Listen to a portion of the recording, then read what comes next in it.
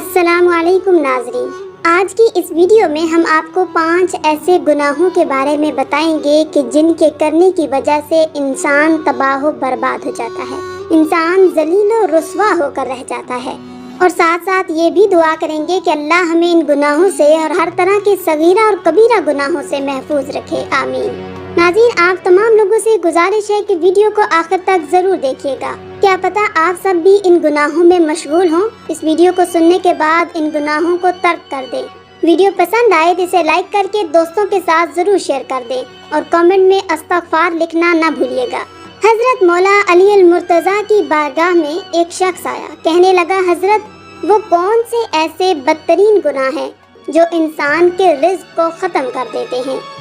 اور یہ گناہ دنیا میں بھی اور آخرت میں بھی انسان کو اس طرح سے ذلیل کرتے ہیں کہ انسان کا دنیا میں اور آخرت میں کوئی مددگار باقی نہیں رہتا۔ یہ سن کر کے سیدنا علی المرتضیٰ شیر خدا کرم اللہ وجل کریم نے فرمایا کہ اللہ کے رسول حضرت محمد مصطفیٰ صلی اللہ علیہ وآلہ وسلم نے فرمایا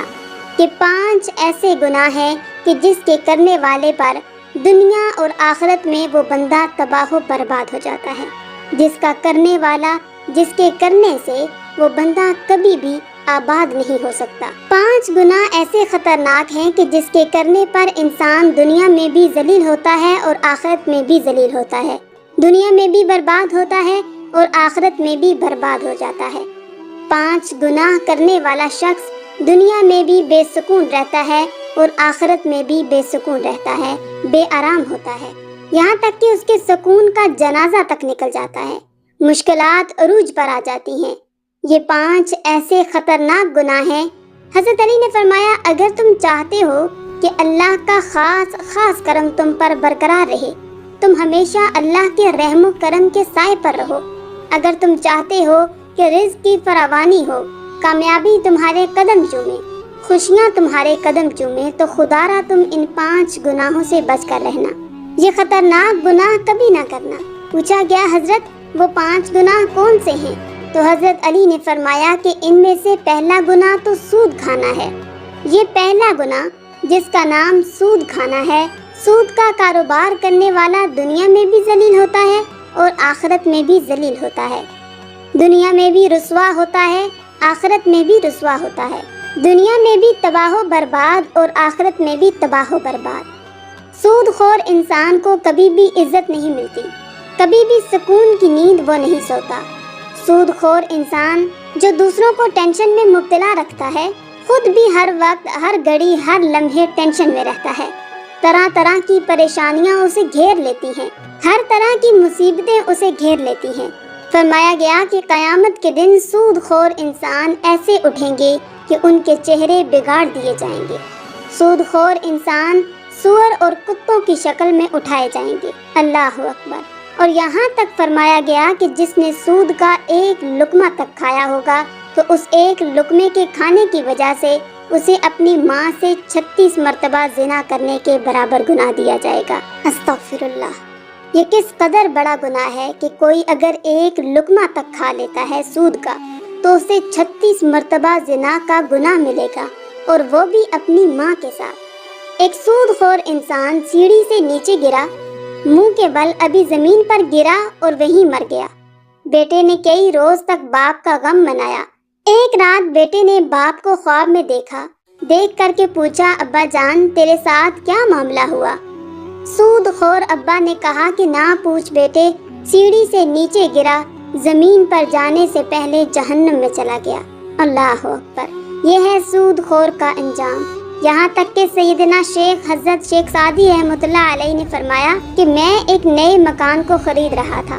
مکان کی تلاش میں تھا، اتنے میں ایک سود خور میرے پاس آیا، مجھے کہنے لگا کہ یہ مکان خرید لو، یہ بہت مہنگا مکان ہے، اس میں کوئی عیب نہیں ہے، بہت اچھا مکان ہے، اور میں آپ کا ہمسایہ بن جاؤں گا، اسی محلے میں رہنے والا ہوں، آپ کا پڑوسی بن جاؤں گا، آپ کا ہمسایہ بن جاؤں گا۔ تو حضرت شیخ سعدی فرماتے ہیں کہ او نادان، تو کہتا ہے کہ اس میں کوئی عیب نہیں، مجھے تو سارے کے سارے عیب اسی میں نظر آتے ہیں۔ اس نے کہا، حضرت وہ کیسے؟ تو آپ نے فرمایا کہ اس کا سب سے بڑا عیب تو یہ ہے کہ تو میرا پڑوسی ہو جائے گا، اس کا سب سے بڑا عیب تو یہ ہے کہ ایک سود خور میرا پڑوسی ہوگا، اور جہاں تجھ جیسا پڑوسی ہوگا وہ مکان مفت کا بھی ملے تو بھی گھاٹے کا سودا ہے، تو بھی مہنگا ہے۔ خدا را دنیا اور آخرت میں عزت چاہتے ہو، دنیا اور آخرت میں اگر مکان چاہتے ہو، اللہ رب العزت کے سامنے کھڑا ہونا چاہتے ہو، آخرت میں خوشحالی چاہتے ہو، اللہ کی طرف سے رزق کی فراوانی چاہتے ہو، اگر چاہتے ہو کہ کامیابی تمہارے قدم چومے، اگر چاہتے ہو کہ خوشحالی تمہارے قدم چومے، تو سود کبھی بھی نہ کھانا، سود کا کاروبار کبھی بھی نہ کرنا، کیونکہ سود خور کے بارے میں فرمایا گیا کہ قیامت کے دن وہ کتے اور سور کی شکل میں اٹھایا جائے گا، اور یہاں تک فرمایا گیا کہ قیامت کے دن جب سود خور اپنی قبروں سے نکلنا چاہیں گے تو وہ نکل نہ سکیں گے، انہیں ایسا محسوس ہوگا کہ جیسے ان پر آسیب کر دیا گیا ہے اور انہیں مصیبت میں گرفتار کر دیا گیا ہے، اور جب وہ قبروں سے نکلیں گے تو ان کے پیٹ بہت زیادہ بڑے ہوئے ہوں گے، اس قدر بڑے ہوئے ہوں گے کہ ان کا چلنا تک دشوار ہو جائے گا۔ یہ سب کا سب سود خوری کی وجہ سے ہوگا۔ پوچھا گیا دوسرا گناہ کون سا ہے؟ تو فرمایا دوسرا گناہ کسی نیک عورت پر تہمت لگانا، کسی نیک متقی پرہیزگار عورت پر تہمت لگانا۔ کسی عورت پر تہمت نہ لگایا کرو، کسی کی بیٹی پر تہمت نہ لگایا کرو، اس سے پہلے کہ تمہاری بیٹی پر تہمت لگا دی جائے،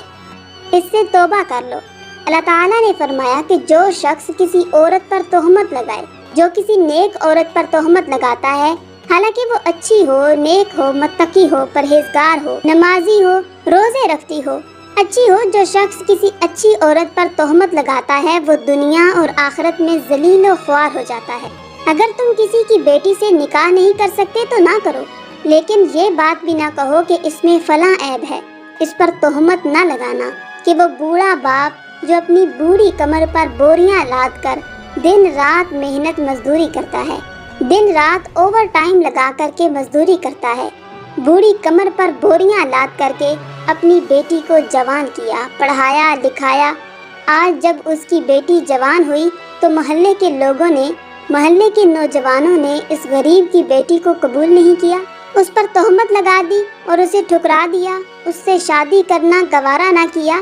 اور صرف اس وجہ سے کہ اس کے باپ کے پاس جہیز کے پیسے نہیں تھے۔ فرمایا گیا کہ اگر تم چاہتے ہو کہ دنیا اور آخرت میں تمہیں عزت ملے، مقام ملے، مرتبہ ملے، خوشحالی ملے، تو کسی نیک عورت پر تہمت نہ لگانا، کیونکہ تہمت جو لگاتا ہے اس کی سزا اللہ تبارک و تعالیٰ نے دنیا میں 80 کوڑے رکھی ہے، 80 کوڑے اسے لگائے جائیں گے، اور پھر زندگی بھر کبھی بھی اس کی گواہی قبول نہیں کی جائے گی۔ یہ دنیا میں اس کی سزا ہے، تو اللہ اکبر آخرت میں اس کی کیا سزا ہوگی؟ اس سے اللہ کی پناہ۔ تیسرا سب سے بڑا گناہ وہ ہے کہ کسی کا مال ہڑپ کر لینا، خاص طور پر یتیموں کا مال ہڑپ کر جانا۔ یتیموں کے سروں پر شفقت کا ہاتھ رکھو، یتیموں کے سروں پر رحمت بھرا ہاتھ رکھو، کیونکہ جب کبھی آپ مر جائیں تو آپ کی اولاد کے سر پر بھی شفقت کا ہاتھ رکھنے والا کوئی موجود ہو۔ اللہ تعالیٰ فرماتا ہے کہ جو لوگ یتیموں کا مال کھا جاتے ہیں تو وہ نہیں کھاتے مگر آگ، یعنی وہ اپنے پیٹ میں جہنم کی آگ کو بھر رہے ہیں۔ اور حدیث پاک میں فرمایا گیا کہ قیامت کے دن اعلان ہوگا کہ مفلس کون ہے۔ دنیا میں تو مفلس اس کو کہا جاتا ہے جس کے پاس گھر نہیں، جس کے پاس پہننے کو کپڑے نہیں، جس کے پاس کھانے کو کھانا نہیں، لیکن قیامت کے دن جو مفلس ہوگا وہ ان سب چیزوں سے الگ ہوگا۔ مفلس وہ ہوگا کہ جس نے کسی کا مال ناحق کھایا ہو، جس نے کسی کو گالی دی ہو، جس نے کسی کو ناحق ستایا ہو، جس نے کسی پر تہمت لگائی ہو۔ تو قیامت کے دن جب وہ بندہ آئے گا، اگرچہ وہ نمازی ہو، اگرچہ وہ روزہ دار ہو، اور اگرچہ وہ حاجی ہو، وہ زکوٰۃ ادا کرتا ہو، صدقات دیا کرتا ہو، نوافل ادا کرتا ہو، لیکن ان سب کے باوجود وہ مفلس ہوگا۔ اور وہ اس طرح سے کہ وہ آئے گا، وہ نماز، روزے، حج، زکوٰۃ ہر چیز کا ثواب لے کر آئے گا، لیکن قیامت کے دن اس کی یہ ساری نیکیاں ان لوگوں کو دے دی جائیں گی جن لوگوں کو اس نے دنیا میں ستایا تھا، جن کو گالی دی تھی، جن کو ناحق ستایا تھا، جن کا مال کھایا تھا، جن پر تہمت لگائی تھی۔ اللہ اکبر! یہ کتنی بڑی سزا ہے کہ بندہ اگرچہ فرائض کا پابند ہو، نوافل کا پابند ہو، لیکن اگر کسی یتیم کا مال کھا لے تو پھر اس کی ساری نیکیاں دھری کی دھری رہ جائیں گی، اور اسے کچھ بھی فائدہ نہیں پہنچائیں گی۔ اور فرمایا گیا کہ چوتھا گناہ اللہ کی ذات کے ساتھ کسی کو شریک سمجھنا۔ یہ ایک ایسا گناہ ہے، اتنا بڑا گناہ ہے کہ اللہ تبارک و تعالی چاہے تو ہر ایک گناہ کو معاف کر دے۔ بندہ چاہے جتنا بھی گنہگار ہو، اگرچہ اس کے گناہ سمندر کے جھاگ کے برابر ہوں۔ دنیا اور آسمان میں اللہ تبارک و تعالی نے جتنی چیزیں پیدا کی ان سب کے برابر ہوں، پھر بھی اللہ تبارک و تعالی بندے کے گناہوں کو معاف کر دے گا۔ لیکن ایک شخص ایسا ہے، کچھ لوگ ایسے ہیں جن کے گناہ کو اللہ معاف نہیں کرے گا، اور یہ وہ لوگ ہیں جنہوں نے اللہ کے ساتھ کسی کو شریک ٹھہرایا، کیونکہ یہ ایک ایسا گناہ ہے، یہ اتنا بڑا گناہ ہے جس کی اللہ تعالیٰ معافی نہیں دے گا۔ یہ اپنے رب کو جھٹلانے کی سزا ہے، اپنے رب کو اندیکھا کرنے کی سزا ہے، کیونکہ پیدا کیا ہمیں اللہ نے پیدا کیا اور اس دنیا میں بھیجا۔ لیکن کچھ بدنصیب لوگ ایسے ہیں جو اللہ کی نشانیوں کو دیکھنے کے باوجود، چاند اور سورج کو دیکھنے کے باوجود، دن اور رات کو دیکھنے کے باوجود کچھ ایسی چیزوں کی عبادت کرتے ہیں جن میں جان نہیں، جو خود اپنا خیال نہیں رکھ سکتے، ان کی عبادت کرتے ہیں۔ اگر وہ اپنا خیال نہیں رکھ سکتے تو پھر یہ تو سوچو کہ وہ تمہارا خیال کیسے رکھیں گے۔ لہٰذا شرک ایک ایسا گناہ ہے کہ اللہ تبارک و تعالی ہر گنہگار کو بخش دے گا، لیکن اس بندے کو نہیں بخشے گا جس نے اللہ رب العزت کی ذات کے ساتھ کسی کو شریک ٹھہرایا ہو۔ اور پانچواں اور آخری گناہ، حضرت سیدنا علی المرتضیٰ شیر خدا نے فرمایا، یہ پانچواں اور سب سے خطرناک گناہ، سب سے اہم گناہ، دل کے کانوں سے سنیے گا، کسی پر جادو کرنا۔ جادوگر شخص جو ہے، اس کے گھر کا کھانا بھی حرام ہے، اس کے گھر کا پانی بھی حرام، اس کے گھر کا دودھ پینا بھی حرام، اس کے گھر کا نمک بھی حرام، اس گھر کی ہر ایک چیز حرام۔ جو شخص کسی کے اوپر جادو کرتا ہے، جو کسی کو ذلیل کرنے کے لیے، کسی کو رسوا کرنے کے لیے، کسی کو ٹینشن دینے کے لیے، کسی کو تکلیف دینے کے لیے جو شخص کسی پر جادو کرتا ہے، تو تکلیف ایک ایسی چیز ہے جو گھومتی پھرتی پھر اسی کے پاس آتی ہے،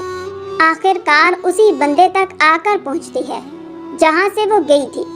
جادوگر اگر کسی انسان کا برا چاہتا ہے تو پھر وہ برائی اسی تک لوٹ کر آتی ہے، اور جادوگر کی سب سے بڑی سزا دنیا میں یہ ہے کہ وہ اسلام کے دائرے سے خارج ہو جاتا ہے، وہ کافر ہو جاتا ہے اور اس کی موت کفر کی حالت میں ہوتی ہے۔